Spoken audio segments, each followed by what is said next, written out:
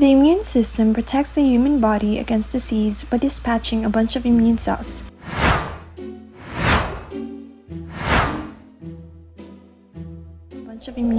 Whenever the body encounters foreign material or antigens.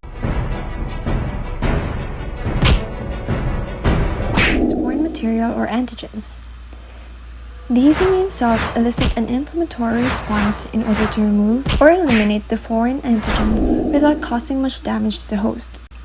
However, under certain conditions, the host may elicit an exaggerated or an inappropriate immune response to a foreign antigen, causing much damage to host tissues.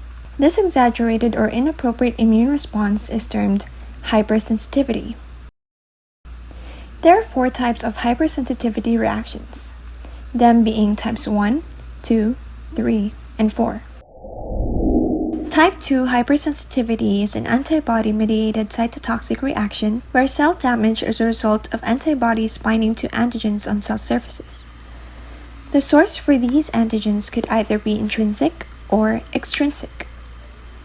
Intrinsic antigens are the cell's own protein antigens. For example, in certain autoimmune diseases like autoimmune hemolytic anemia or thrombocytopenic purpura, the red blood cells or platelets respectively have self-reactive autoantibodies directed specifically against their cell surface antigens.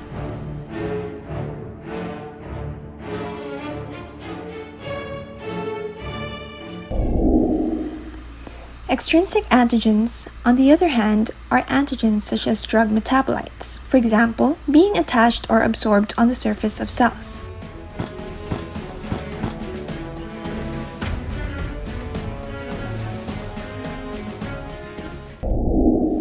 Either way, antibodies specifically targeting these antigens are produced, eventually causing cell damage. There are several ways by which antibodies mediate cell damage.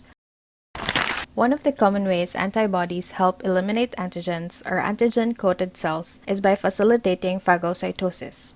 IgG antibodies, after attaching to the antigens, act as opsonins facilitating phagocytosis of the cell. Phagocytes, such as macrophages, possess receptors called Fc receptors, and these Fc receptors of macrophages recognize the Fc portion of the IgG antibody, thus helping macrophages engulf the entire cell.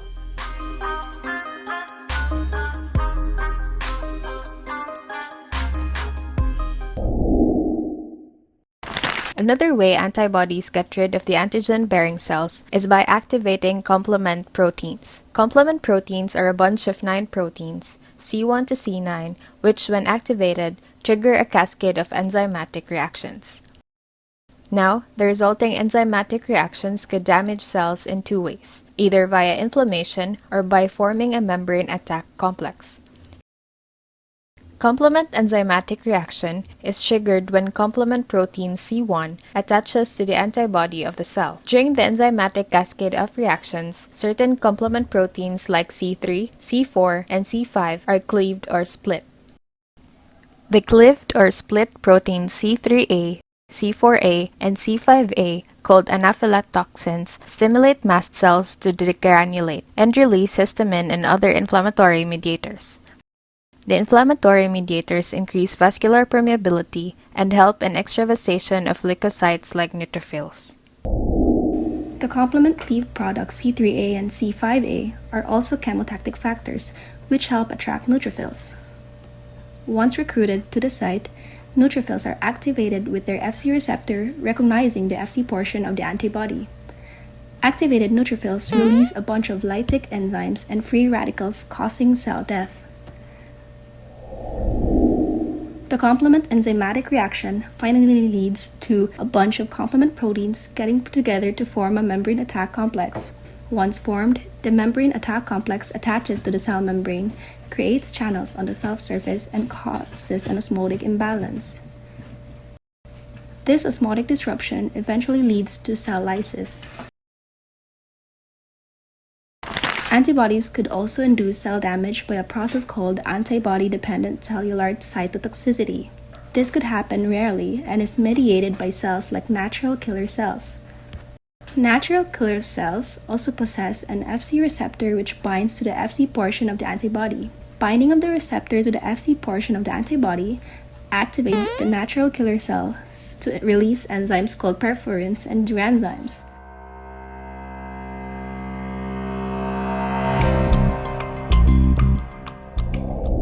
Perforins create pores in the cell through which granzymes enter and cause apoptosis of the cell.